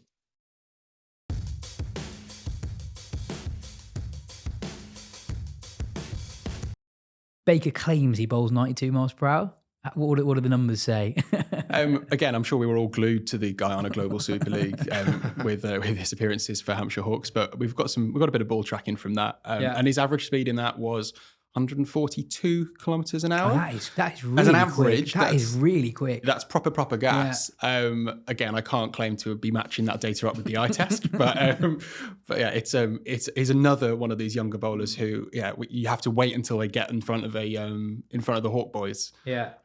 Hawkeye, not Hampshire, that is, and actually get a chance to prove whether they are bowling gas or if it's just excitable county fans. Yeah, I think the other interesting thing from speaking to him is that there are lots of people who have ideas about what you need to do technically to bowl 90 mph, but the fact that he was coached by Flintoff, one of the few Englishmen ever to actually bowl 90 mph in a test match, I think it's quite cool and must have been good for his development. Anyway, moving on. We're currently conducting a Wisden readers/listeners survey, and we want you to take part in it, but the clock is ticking. We're closing it on Friday. So if you want to be in with a chance of winning 4 tickets to the England-India Women's ODI at Lord's on July the 19th, as well as maybe winning one of Andrew Redden's Little Master paintings, just follow the link in the description below or scan the code on the screen now to complete the survey. It only takes a couple of minutes to do. The IPL starts on Saturday. KKR, the defending champions, take on RCB. We've just had a mega auction. And it's always more fun previewing an IPL after the mega auction because there's more change involved. Broad question to start off, Ben. Who do you think are the favourites? Lovely start. I'm going to stick my neck on the line. It's Gerrard's Liverpool year. I think the RCB are going to make the final this year. Mm-hmm. I've been really impressed by how they've evolved from being a bit of a circus to being slightly less of a circus to now being probably the least circusy side in the IPL. I was going to say, on paper, I'm presuming most of our listeners don't have IPL squad lists in front of them. On paper, RCB probably are the least star-studded they've ever been. They've still got Virat Kohli, but in terms of overseas players, lots of English interest there in Phil Salt, Liam Livingstone and Jacob Bethel. But aside from them, you've got Lungi Ngidi, Josh Hazlewood. Hazlewood, great bowler, done really well in the IPL, but he's not known as a T20 superstar, even though he perhaps should be. Why do you think that they're a better rounded side now than in previous years? And also, just to underline that point, the you haven't even mentioned the captain, Rajat Patidar, who is potentially, for casual fans of the IPL, very under the radar. Had a brilliant breakout season a couple of years ago, but has missed a couple of seasons through injury, and he is now captaining Virat Kohli, which is not an enviable position, I'd say. I think that there's been an evolution behind the scenes. There's been a restructuring in terms of directors of cricket, and they've brought in some different voices. Slight vested interest. Freddie Wild is over there, good friend of mine, but I'd be saying similar even if he wasn't. I think there's been a move to a slightly more. I think it's almost mimicking the journey that Virat has been on as a player from the outside. I don't know him very well. I don't know him at all. Don't know why I've said that. But almost like this movement from big brash, I'm going to knock your block off, I'm going to hit you for 6, RCB with Gale and AB, and it's just blunt talent, towards this guy who's a bit more mellow, a bit more measured, a bit more thoughtful, and maybe a bit more considered, and potentially winning quite a bit more now. I think that you look at the batting lineup that they've got. I'll just dash through how I think they might set up, which is Virat and Salt opening the batting. So you've got a bit of fire and ice there. You've got Devdutt Padikkal at number 3, Rajat Patidar, skipper, at 4. Then you've got Jitesh Sharma, Liam Livingstone, Krunal Pandya, Tim David. If that opening partnership gets off to a good start, if they can be churning out relatively consistent starts, which they tend to with Virat at the top, that's a lot of hitting all the way down to number 8. That's a lot of power. And interestingly, obviously the traditional RCB kind of archetype was, wow, that batting's good, don't look at the bowling. Whereas actually now they've got this really front skewed bowling attack of Josh Hazlewood and Bhuvneshwar Kumar, and to a lesser extent Yash Dayal as well. They're all really good power play wicket takers, and they can use them. Patidar can use them really aggressively. And they've also got quite a cool youngster called Razik Salam, who played for Delhi last year and is really skillful, like proper back of the hand cutters. He can bowl at the death. So they're relying on an inexperienced player for that, which is quite RCB to be throwing your death bowler under the bus. But I think he's actually quite up to it. I'm genuinely really excited. It could all fall down. There's not much red ball experience in the middle. There's potential for it to be a bit old school if things don't click at the top. But Virat was, Orange Cap winner last year. He's in great touch. He looks really good in the Champions Trophy, which, counts for something, not everything. I just think they look like a really, really impressive outfit this year, and I'd really like them to go all the way. Yeah. Ben, have you got favourites? Well, so ask me your favourites, I think. So I do not my favourites. I'd like them to. The most interesting team. I'm going to say it's going to be a South India derby in the final. I'm going to have it's CSK versus RCB. Well, that's I like the look of CSK. I mean, it sounds boring because they kind of win it all the time. But I do you look at CSK, and especially if you're picking a team who are going to win it, why not pick a team who pretty much guarantees them at the top 4 because they have that spin friendly home ground. And this so that's year, the thing, right? Because if you look at their list of players, obviously a few superstars in there, but in the batting department, there isn't an overseas player with an amazing T20 record. There's no standout gun overseas quick, but it is the spin department, and the fact they play at a home ground that has spin friendly conditions means that they should win more than half their home games, which is a good place to start. Yeah, exactly. So that spin attack is Jadeja, Ashwin, and Noor Ahmed. 200k pick in the 100. So that is going to just win them games at home. And there you go. And I also think, Ravindra, he had an okay campaign last time out. His average ended up being about 22, but he was still striking at 160 through the competition. And I actually think he could just have an absolutely brilliant. There's no reason when you're looking at him that he shouldn't be an amazing T20 player. And actually, you go back to that some of those Champions Trophy knocks, and he was just almost playing T20 cricket in them. And so I think him opening could end up being the kind of consistent, explosive thing that kind of transforms them from being, a team that, will win all their games at home and will win a couple away, to a team that actually could maybe even be reasonably dominant. But there's loads of good teams in there. I think Gujarat as well. I don't know if they'll be good, but I think I'll just be turning on the TV every time that they're on, because that top 3 is Gill, Butler, and Sai Sudarshan, which I just think will be very, very fun to watch. And then they've got Rashid Khan, Kagisa Rabada, Washington, Mohammad Siraj as well. So I'm not sure if they're the most well-balanced side in the world, but they're going to be fun to watch. I think they're quite weird because in lots of ways they're going to be 100 for none every game. They're going to set games up pretty consistently, maybe 100 for 1 every game with Sudarshan. But you look at that middle order. With my little fizzy analyst nerd brain, I'm there's quite a lot of guys who are really good at hitting one kind of bowling and not at another. All of those guys in the middle, Lomra, Shahrukh Khan, Glenn Phillips, Tewatia, Rashid Khan, they've all got quite pronounced weaknesses, but all quite pronounced, super strengths. And so if the game keeps getting set up for them perfectly, and then they can just send Lomra in to finish off hitting the spin, and then a bit of Phillips, and then Shahrukh Khan and Tewatia there at the death to hit pace, that's a hell of a template. It really does rely on that top 3 setting the game up every single time, because I think if they're 50 for 3 and that top 3 are all out, I don't think they've got the game in the middle to recover it very effectively. And whilst the bowling attack, they spent more than 30 crore on Rabada, Prasid Krishna and Mohammad Siraj, they're all, Suraj and Rabada are good T20 bowlers. They're overrated because of their profile, I think, from other formats and their general marketability. That's that's all part of the game. Prasidh Krishna, I think, is just overpriced in that instance. So a lot of bowling for me to still look at the bowling attack and be a bit like, well, the seam bowling attack and think it's maybe a bit hittable, and yet still. They're still going to win a lot of games because they've got Joss Butler and Shubman Gill opening the batting and Rashid Khan. So it swings and roundabouts, isn't it? No, exactly. I think a similar team in that regard is Mumbai, in that they have sort of the core that won India the T20 World Cup in Hardik, Bumrah, Rohit, Sky. They also have Tilak Verma, who is maybe the most exciting young T20 batter in the world. And they've got Trent Bolt and they've got Mitchell Santner. But you're still not quite sure when you go through from 1 to 11 actually how reliable that is as a team. On what you were saying about players with super strengths and pronounced weaknesses, obviously players can get better, right? Can you think of an example? And we'll cut this out if you can't think of one instantly. Thank you. Can you think of an example of a player who had a rep for not being great at something and turned it around in a way that was extremely valuable to a team because people perhaps assumed they weren't great at one thing in particular? So like someone who might have been crap against spin or high pace. Yeah, it's kind of, there's two good examples, I think, and they're not necessarily like the ultimate ones. I remember a few years ago when Australia won the T20 World Cup in the UAE. I remember having a bit of a ding dong online with a good pal, Louis Cameron, of Cricket Australia writing fame, about whether or not Stoinis could hit spin. I was like, you're batting him at, in the middle order, you're asking him to hit spin, in a spin heavy World Cup. This is a recipe for disaster. And he was like, players can get better. And Stoinis had gone away, worked on a few easy shots that opened up his game. That's the thing. If you get one more shot into your arsenal, it means that you can move the field around. It means that you can limit your weaknesses, and it can suddenly actually drastically take that off. Stoinis then had a run of being a really good spin hitter for a few years.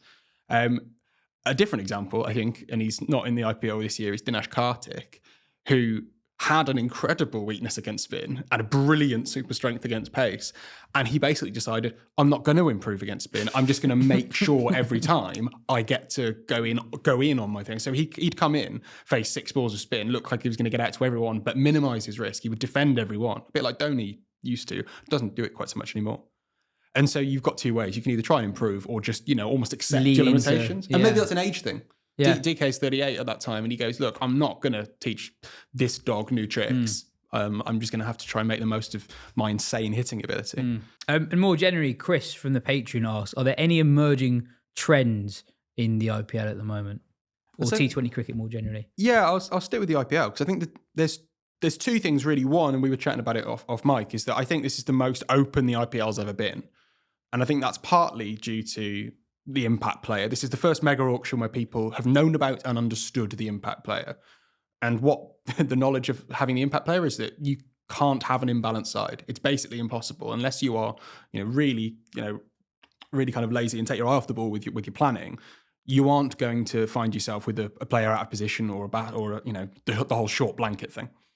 And as a result, you look across the sides and you're not looking at whether they're balanced. You're looking at the quality of the players. And because it's an auction, it means that it's spread pretty evenly.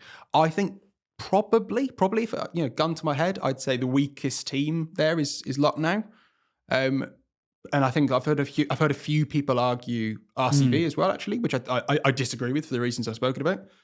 But there's not like an absolute stinker in a way that there always used to be, and it always used to be Punjab, that you'd look at them and go, oh, they're absolutely dreck. There's another couple of teams that are dreck, and Mumbai CSK are good. That's really not the case. And so from like a kind of tournament perspective, I think that's really interesting and hopefully kind of builds a really good spectacle. I think in terms of the actual cricket, again, it's a really basic point. Every year that we've had the impact player, average scores have gone up by 10 runs every single year. So we've seen across the cycle 30, we're seeing scores of 30 runs higher, but we're also seeing all conditions. I think it was last year, there was only one venue that had an average run rate less than 8.5. I can't remember which one that was off the top of my head, but it used to be that like more than half the league was that. So what you've seen is like a real move away from this varied conditions across the league, which for me is actually a real downgrade. I really like the fact that the IPL, you've got a couple of, I don't know if I can say this on the pod, shit heaps. You've got Chennai will play on a low, slow turner, and that's interesting because it means that Mumbai don't, and you've got to pick a side to win in both conditions. It's really basic stuff, but the last year, that wasn't the case. Every single game, people were turning up to Kotler which is supposed to be awful and horrible to bat on, and getting 240. And it's like, I think it becomes quite monotonous. And I know that's like the casual fans' criticism of the IPL is it's 60 games of the same game of cricket. And I feel like if conditions aren't paid attention to, it kind of leans into that, and it creates quite monotonous cricket. Which as someone who spends a lot of the time defending and trying to bring people around to the IPL, I kind of have to concede that that is what the spectacle becomes. But Ben, what do you see the impact?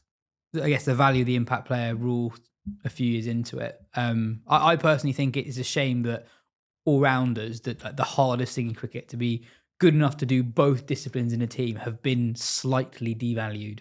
Yeah, but then it's interesting because we kind of talked about it when it came in that this, it might end up holding India back in white ball cricket because the thing that they had missed had been, some depth in the all-rounder pool, and this thing meant that you didn't have to prioritize that so much. Naturally, you even had some all-rounders who were basically just playing as specialists, even though they could do both things, because that was how the team saw it. And then India have gone on to have pretty much one of the most dominant T20 World Cup campaigns, and then win the Champions Trophy at Canter as well. So it's interesting how that's worked out.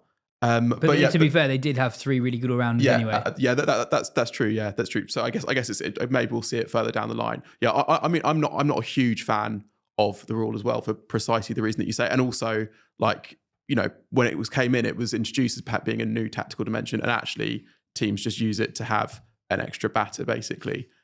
Which is obviously, you get some funny things when a guy gets subbed in after a first ball wicket and then gets out first ball. Objectively really funny. Yeah, that is great. I think that happened to Brevis last season. Yeah. But I think I guess what we might see this season, and I don't know how, because I think it's one of the things that it's kind of it's almost like a bit of a petri dish where teams will start to figure out what the higher scoring thing means from a bowling point of view a bit more. And working on, maybe it means, because I sometimes want to say with properly expressed quicks, if they almost have like a natural scoring rate, but it's harder to kind of like press the pedal down on them, if you see what I mean. Like you can't go out and say, I'm going to go and smash this guy for 6 sixes, because actually the choice of whether you can attack and score on them is almost more dictated by if they get it right or wrong. And so I wonder if bowlers with a sort of natural economy rate that's higher than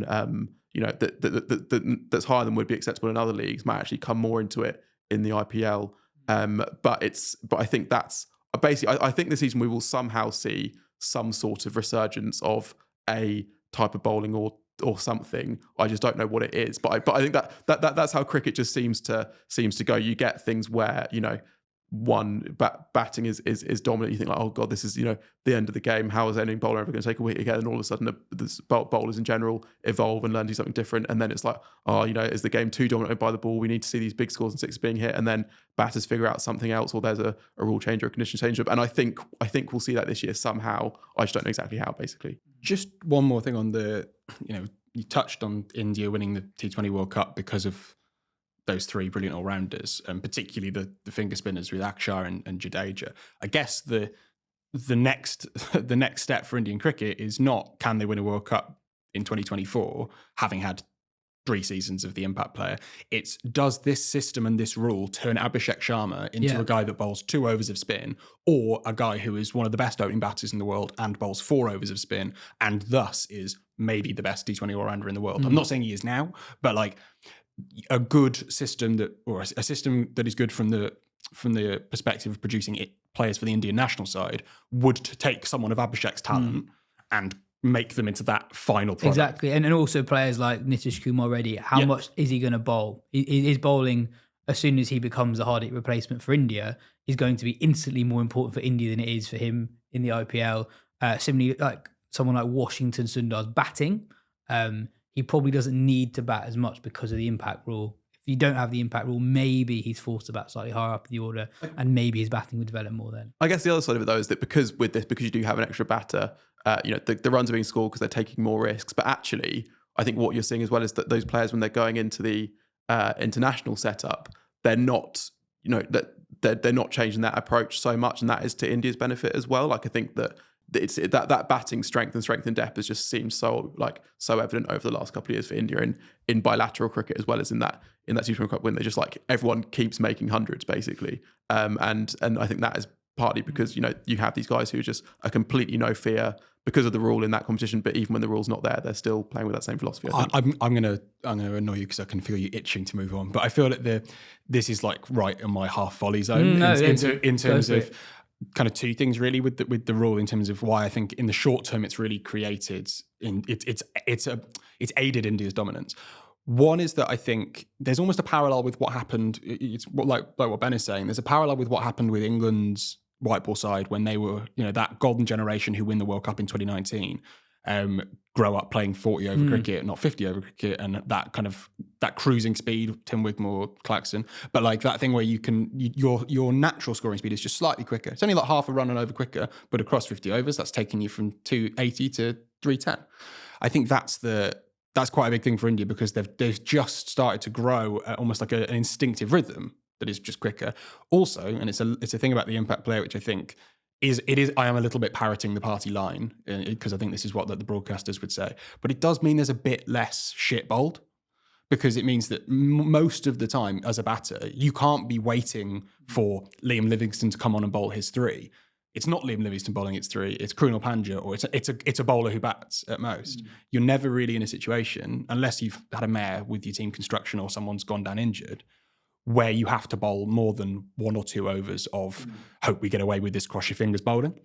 So that again just creates slightly more intense, slightly tighter, standard of cricket. It doesn't necessarily mean it's more interesting to casual fans. I mean that's the thing. I think like one of the things that I really enjoyed watching in the Champions Trophy, where basically everyone other than India and New Zealand are sort of figuring out how to balance their side, was seeing teams struggle to bowl 50 overs without sacrificing batting depth. I thought that was really interesting to watch. But I completely agree. From a standard point of view, it is much better. But also in 50 overs, I think it's a really basic point, but just like watching sides tap it around at 5 and over while the opposition try and get through their 5th, 6th bowler because they're trying to work it out in real time and no one really cares about ODI cricket anymore. Like, that's not entertaining. But seeing, oh shit, I've got my allocations wrong. Tim David's got to bowl an over of spin to a well set Rajat Patidar. Not going to happen in this IPL, but that can suddenly like a little chink in the armor is quite interesting, and we have lost that because you basically got 20 overs of good bowling, maybe 4 overs of mediocre bowling, and then some stuff if you need it.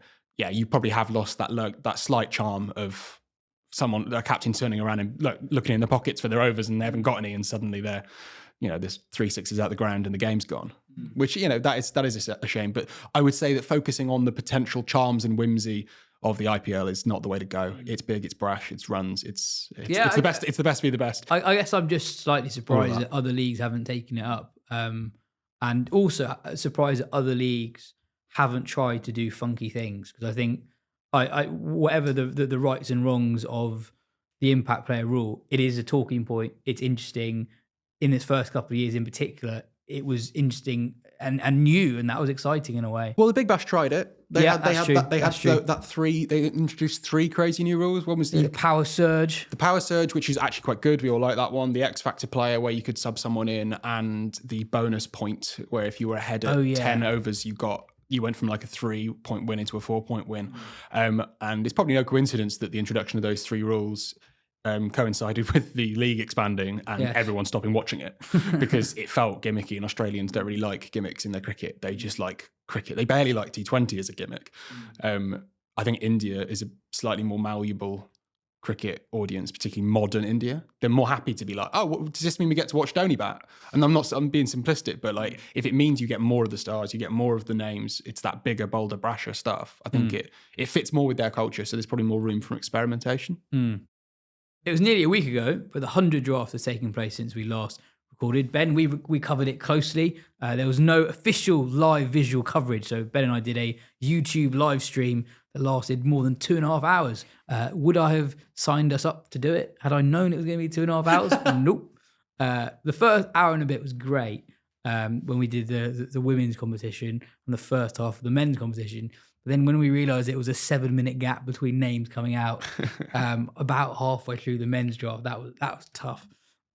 Anyway, I think the teams look quite fun this year, and probably more fun they have done in any other year in the 100. So just to pick out one side, for example, Manchester have Butler, Salt, Ravindra, Klaassen, Ben McKinney, Matty Hurst, Noor Ahmad as well for 200k, Tom Hartley, Gregory, Oval, who won it last year, loads of well-known players. They now just have Rashid Khan instead of Adam Zamba, pretty much. They look really fun. London Spirit have David Warner and Kane Williamson, who will be teammates. Very fun that David Warner will get to be calling Lords home.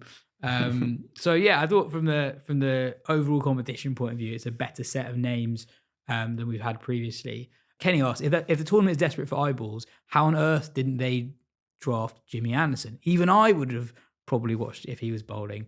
But I guess this gets to the heart of the tension that the 100 has had since its first year, in that you've got massive names, but they're not necessarily the best T20 players. So teams that actually want to win aren't going to go for someone who's just a name. Yeah, and also, there's been a fair bit of this saying like, well, just if Anderson's taken one of 15 spots in the squad, why not just sort of sign him up, and then he's kind of there as a sort of a floating ambassador type figure. I don't know how much value he actually adds if he's not playing, and I also don't know how much value adds if he's playing and it's like, and it is clear that he's like, not the T20 bowler that he was, and it would just be a massive punt to take on a guy who hasn't played the format in 10 years and has barely bowled a ball in about a year as well. So, and even if you weren't the age he was, so I think that it's different if it were like an example of a player who were marketable, who was sort of in their prime but not a T20 specialist. Say if somehow Joe Root wasn't getting a signing, but he could be in a side and do a job. With Anderson, they'd like, it's fair enough for teams to look at it and think that there's just no way we can know that this guy can do any sort of job in T20 cricket. Obviously, he's James Anderson, maybe he is, but I said it during the live show. I wonder if he bowls well for Lancashire in the beginning of the season and then the Blast, if he actually ends up getting one of the wildcard spots. I mean, it's not what they're for, but if it's if it gets him down to 100, then I'm all for it. And also, he will just be around the competition a lot anyway. So if his fame is enough to get people into it, he will kind of be around. And his playing, if it would be a storyline, but I think it'd be one that if it went badly would be a storyline that quickly kind of faded. And I wonder if if that's the way. And also, in the long run, you want this to be a competition that has competitive integrity, where teams are wanting to win. You wonder, could there have been a little bit more ECB oversight from the start, where they pick out, we've got these 8 marquee players and we're dropping in one per team and you have to have them, that is something, and maybe that will still be, and maybe we'll see in future years if we get like some really, really big names not getting picked up as we had with Babrisnam that first year, maybe they might look at that. But for now, I think they're willing to just let teams pick who they think are the best teams and let the cricket speak for itself, which ironically is, the people saying this, the people who, don't want the 100 to be so gimmicky and want it to be, it's like, well, have we got all these things going on? And they're saying, well, bring in Anderson as a nice gimmick, bring in the gimmick that I like, sort of thing. Yeah, and also, not to kind of get on my high horse about it, I love being on my high horse, is that if Anderson, from people who don't like the 100 already, from, reader or listener who has messaged in saying, I'll maybe tune in for that. If Anderson does well, they'll go, well, standard of cricket's really rubbish. This bloke's retired. Like this, he's not played T20 cricket in 10 years and he's rocked up and he's been good. Cool. If he doesn't do well, he'll be like, well, it's not good cricket then, because if James Anderson's not doing well at it, then it's bare. How are we even assessing value? I think people would, take it and twist it however they want it to, as tends to be the way with the 100. I think I'd agree with Ben that I think you can do more gimmicky things, if you want to call it that. You can be more creative and more centralized in terms of getting stardust and, that kind of casual fan into the game. I don't think you do it by getting a 40-year-old bloke that hasn't played the format in 10 years. Yeah, sure, he's the most famous cricketer in England, but you can get the balance a hell of a lot better.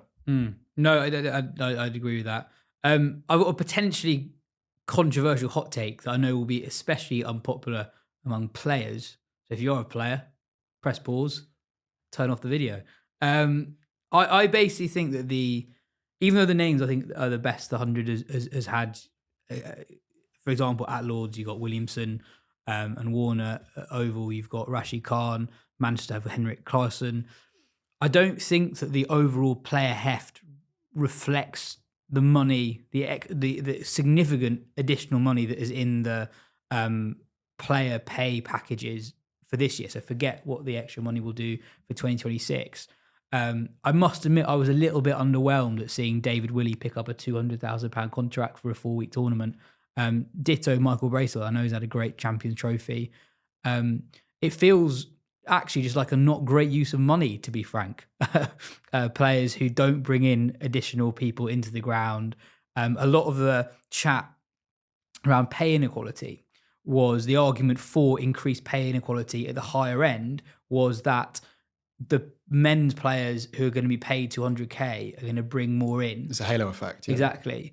But I actually think, look at the 200k list, it doesn't. You know, a lot of some of the truly world-class T20 players, I don't think are actually well known enough to be a significant draw for people to come in and bring in that many more eyeballs on the competition. I don't know. I'm sure because we're in a transitional phase with 100 that this is something that will probably sort itself out more when you have a few more superstars come in. But I feel at the moment, 100's in this weird period where you actually look at the big names in, and not that many of them are in the 200k bracket. But then you look at the 200k bracket and you're like, really? 200k for a 4-week competition? I take the point, and I agree with most of that, because I think that, yeah, the slight fudging of the pay equality issue, I think, is a bit dispiriting, to be honest, because I think it's not a great explanation for what is optically quite a poor situation for the ECB to be in, I think. But I do think that we almost need to stop talking about the 100 as being in transition. I know that, like, economically it is in terms of the ownership. But this is what the 100 is. The 100 is a second-tier T20 comp below the IPL, because everything is below the IPL. We might, with IPL money, bring ourselves up to having a slightly higher standard of overseas players, but I don't think it's going to blow the whole tournament wide open into being IPL light or even IPL medium. I think it will stay probably go to being the best tier 2 tournament, where at the moment you might argue that that's the PSL or the Big Bash or the SA20 or the ILT20, depending on the vagaries of overseas movement in any given year. And I think you look at PSL drafts, it's the same players that are getting picked in first round drafts. Last year, I mean, I was there and did it, so I'll claim responsibility, but Jordan Cox was a first round pick in the PSL last year. That's you think of the equivalent. That's a guy who's not in the England white ball side, who's considered to be a premier overseas player there. Ditto Michael Bracewell this year. He's a first round pick in the PSL this year. He's then rocked up and had a similar status in England. I think there needs to be a recognition, I think, that things don't look like the IPL. The IPL is unattainable in terms of the relentless quality of overseas for all kinds of reasons. And one thing I would say as well, as a defender, is that I think there is actually something for everyone in the 100 with the overseas. If you want to watch the Vanguard T20 guys who are going around the world getting gigs, being brilliant, you've got Klaassen, you've got Bracewell, you've got like these guys who are playing in the big tournaments, but you've also got, oh, cool, the greatest batsman of all time, Steve Smith. You've got maybe one of the greatest of the last 20 years, Kane Williamson. You've also got one of the great white ball batsmen of all time in David Warner. The problem with the ECB's management of the system, and I'm really sympathise with it, is that the two biggest names, Smith and Williamson, weren't announced on the day of the draft. They dripped in via a deal with Middlesex and and suddenly it was like there was no big bam, Steve Smith, first round pick, which they did have in the first year before COVID interrupted. And I think that's a shame, because they had marketing heft there, and they had that cut through of, wow, that's the guy that always destroys my winter watching England get beaten. He's going to be playing at Cardiff. I don't know. I think it's a bit softer than you're suggesting. Yeah, I think for me, it's a much broader macro thing in terms of English cricket is not flush with money. We've got this new financial injection. I just think it's just not a great use of that resource. I agree. To be funneled to a group of players who are at best, in some cases at best, fringe international players at the moment. I don't think bring that many people in. I agree with your point more generally about where the 100 is and how it's likely to, it will never become anything quite like what the IPL is, etc. And expectations should therefore be managed. But I do think that at a time where, and I'm going to cover this story more closely in the weeks and months to come, but like it is so hard for a school to get cricket played in school because there's not enough money. And then you're seeing players, All I'll say is it's never been a better time to be a fringe England player. Well, and also this is like, it's a bit Bristol House Party at 3 a.m, but it's capitalism 101, right? Like money comes in, it's promised that it's going to get invested in the grassroots and everyone's going to come up, rising tide raises all boats. And actually it's David Willey that gets 200k richer. That is bad optically. And it would be better if they could come up with a solution which did distribute things more equitably. But that's true of every government in the world as well. So. I guess the other thing as well is that this year there's not the competition with the MLC, and I guess the it's fair to talk about a lot of this in terms of marketing, but that's not the only reason why we want these big names in. We want, you know, the best T20 players in the competition because that should create a good cricket competition, and you know they think that's what's needed to get people in, and also to, you know, create something that then you can sell for a bit more money in terms of TV rights as well. Just a competition that's actually really good cricket. And like that's where it's tricky, because for the English guys, like David Willey is, you know, you see this because none of them put a reserve price on themselves. David Willey is going to play in the 100 whether he's getting picked up at, you know, 65k or 100k or 200k. There are overseas players who, you know, when it's a choice between MLC or the 100, they might be like, well, maybe I would quite rather play, or, you know, maybe it's just the highest bidder wins, and that money now can allow the 100 to be the highest bidder. But then do you want to have the optics of saying, yeah, to the English players, then, you know, we've got this massive injection of cash and your salaries aren't going to go up at all. We're just going to use this to basically funnel money sort of out of the English game into the pockets of players who are already really rich. Whichever way you try and spin it, it's tricky. But I think that's the reason for increasing that top bracket, is because of the threat of pretty much the MLC in particular. That's not an issue this year, but next year we might see that, you know, you might then end up looking at the overseas players in the MLC versus the 100 and be like, oh, okay, that's why we're paying 200k in that highest bracket. In terms of the actual cricket side of things, go for it. As much as I love macro house party chat, I think Oval have slightly done themselves over a bit in terms of they've been the best team in the tournament on the men's side. This is in the last 2 years by quite a distance, really.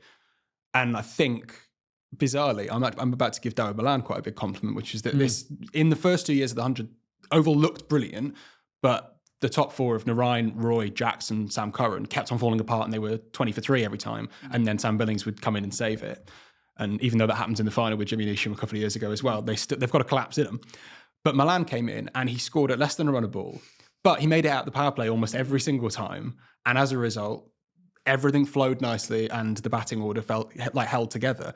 It's a very un-100 thing that this experienced, stodgy guy, not really doing the job of a modern T20 opener, was actually quite fundamental to the success that Oval had. And they've replaced him with, you know, ostensibly with Miles Hammond, who is a good player, but a role player. Or they're throwing all their cash behind Tawanda Mayeye, who we all know is really talented and has a much higher ceiling than Dawid Malan in T20 cricket in 2025. But it's a hell of a swing to go from like this, you know, proper, internationally experienced, played in all the leagues guy to a kid, really, or a guy from Gloucestershire who's maybe not got quite the class. I think that's quite interesting in that. And the drop from Spencer Johnson to Jason Behrendorff as well as their kind of strike bowler is a miss, as is Adam Zampa, who's been, you know, no one will miss Adam Zampa more than the pitch side reporters, because I think he's the most interviewed man in the entire tournament, talking about how much he loves being a Cardiff. I wonder as well, actually, sorry, from the cricket side of things, because we've talked about this, the reason why there are no Pakistan players in the in the 100. A big part of that is because there's just a fixture clash this summer. There's Pakistan against West Indies overlapping with the first week, and then there's a mooted series between Pakistan and Afghanistan. And actually, obviously, that's a big impact to the Pakistan side of things. But if Afghanistan end up pulling out some players as well, which could happen, that actually then has a big impact on Manchester and on Oval as well. Just to finish up the show today, a couple of questions. Jasdeep asks, should more international teams be following the New Zealand approach of having double headers for men's and women's T20 matches? This is a great question. So New Zealand, I didn't actually know this until this question came in, so thank you, Jasdeep. New Zealand doing 5 double headers at the moment. I think they've just done the second one. So the men's side are playing Pakistan and the women's side are currently playing Sri Lanka, and then they're playing Australia. But all those 5 games are done as double headers. And the sales for those games have been really, really good. So I think, yes, this is something that teams should consider doing more of. I think in England, ticket sales are generally pretty good, and I think it's nice that the two teams get to take the limelight after work for a midweek Friday, for example, midweek game, for example. I guess the only thing is if you have years, and I know they do this less, but I think it still happens in the women's game where you have more games than you probably ideally want, not in big cities. This could be a way of getting another women's international, T20 international at an Oval at Lords, if you're struggling to find space in the fixture list. But I think it's a really good idea. I think that there's reasons why it doesn't work for some countries. New Zealand are in quite a sweet spot with they've got a good and successful women's team, and they're playing on boutique grounds. Yes. There's not quite the same hub system. They can play wherever they want to. The other country that probably could really look into it is South Africa, because they're in a similar spot with a really successful side. They've got a core of grounds that the blokes will play on, but they do occasionally go to outer grounds.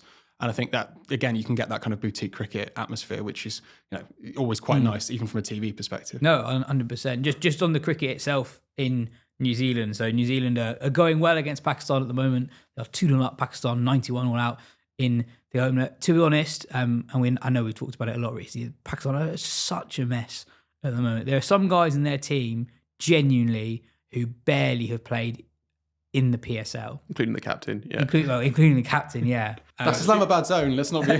he had a decent knock in the second game. Yeah, but it's more. There's a young guy who's gone duck in his first two T20Is, and I looked up his quick info profile. He's played 3 games in the PSL, and there are quite a few players in the Pakistan group at the moment. You look at their domestic record, and you're like, how are you in an international side at this point in your career? Anyway, and finally, Guy from the Patreon asks, where does the mooted Riyadh T20 Grand Slam League think it's going to fit into the calendar, and how does it expect more T20 tournaments will safeguard test matches? Exactly. Brackets, do I sound cynical? I may be. So yeah, if you missed this story, Australia and Saudi Arabia are in talks about partnering up for a new T20 league that would take place in 4 different locations across a year. Reports have suggested that the Saudi-sponsored league is trying to position itself as being crucial to the game's wider health. And it's been suggested that full member and associate nations alike would enjoy a share of the revenue raised. I suppose there aren't many obvious gaps in the schedule for another T20 competition, although this is being split into 4 short competitions. It was just feeling that world and the expansion of T20 competitions that don't make total sense was calming down a little bit. Do you reckon there's anything in the fact that this was the weekend that Newcastle won the League Cup in terms of the Saudi coordination of their money? Look at what a successful project we've put together in the northeast of England. Let us do the same with your T20 cricket. I think 0% chance of that. I guess, but yeah, there is just this reach across all sports, many sports, not just football and cricket. I guess the one thing I would say is that there will at some point be a significant Saudi Arabian investment in cricket. I personally, just from reading reports, and also I'm still a bit skeptical that this is how it will happen. I think one thing, so Australia, I think Cricket Australia are they're interested to hear what is suggested. They've got a bit of consulting going on, but the weight behind it is coming from the Australian Cricketers Association. So rather than it being a fully Cricket Australia backed thing right now, the ECB have come out and said that they're pretty against it, basically. And then also, I guess what cricket is, where it's different to other sports, is that other sports don't have one country that is completely financially dominant within them, that has loads of money to pump into it, which cricket does in India. So actually, any Saudi Arabia in other sports can come in and be like, look at this massive blank check we can write you. You can do what you like with the money, and we'll take the PR essentially. In cricket, actually, India, they're doing fine for money, and they're also by far the most powerful cricket board. So there will be a power struggle there if there wants to be, if they want to position themselves as having a big effect on the calendar, as having a tournament that rivals the IPL. I can imagine India being like, well, hold on, we're not going to get too involved in that thing either. So I think there's some specific things within cricket that make a Saudi T20 league in particular tricky, not least the ECB being against it so far, Saudi money will come in some way, but I think in a way that might be maybe more palatable to India. I don't know exactly what that is, but yeah. I'd completely agree with that. And I think that I'm being slightly flippant about their other investments, but I think in other industries and other sports, like you say, they've had disruptor value and they've had disruptor advantage, that they're coming in, blank slate, let's tear things up and, sign Dan Burn. But like, I think in cricket, we've already seen that India are they're up for Saudi involvement. Like they would be the people that were being disrupted, and the IPL auction was in Riyadh. Like, this isn't, they're already manoeuvrers there. I think that's where we're more likely to, like you're kind of insinuating, I think it's more likely that India becomes too hot to play the IPL and they go and play in air-conditioned stadiums in Saudi. What a fun way to end the show. Well, actually, there's a final question from Joe, who asks, is anyone else falling out of love with cricket? Jesus. I swear every time I come on, it kind of, maybe it's because it's always T20. I think it's because it's always the IPL preview. I think that's the Everything issue. kind of spirals towards a kind of existential dread. What I would say, similar to what you said about the 100 overseas players as an overall group offering something for pretty much everyone, I would say the next 2 months before the international calendar gets going again in earnest offers something for everyone. So on the one hand, if T20 cricket's your thing, you've got the best T20 competition in the world. And it is, if you like T20 cricket, it is really good. You've got a game on every day, the best players in the world. And also, one thing I think the leagues that I take the piss out of and sort of are quite snarky about are the ones that feel pointless to me, where you watch a game and on TV, no one's there, no one gives a shit. The IPL, you cannot make that accusation about. There was 30,000 people at an RCB training session yesterday. Exactly. And the finishes to games, whatever you think about the competition, even if you hate T20 cricket, there's something quite infectious about a really good IPL game. So you've got that. And then if you're a Red Bull fanatic, you've got 2 months of the county championship. And as someone who loves the county championship, this is always one of my favourite times of the year, because it's the only time of the year where the championship doesn't have much to compete with it for attention within England. Obviously, the IPL is slightly bigger than the county championship overall, but you're not really competing there. They're not up against each other. So I think actually, as a cricket fan, this is also a really good time to get to know new characters, because once the international bandwagon comes into town, we focus on everything England. We've got the World Test Championship. We focus on that. This is a really good time, if you're a cricket fan, I think, to watch a bit of cricket that is away from the international scene and get to know new characters, either in the IPL or in the Championship. Are we ending on a high note? I think we might be ending on a high note. We've saved it. I think we It's might be Paddington ending on a high 3. note. We've pulled it around. That is everything for today's show. Thank you so much, Ben, for joining us. Cheers, Ben. Cheers, listeners. We will be back this time next week with our next weekly episode.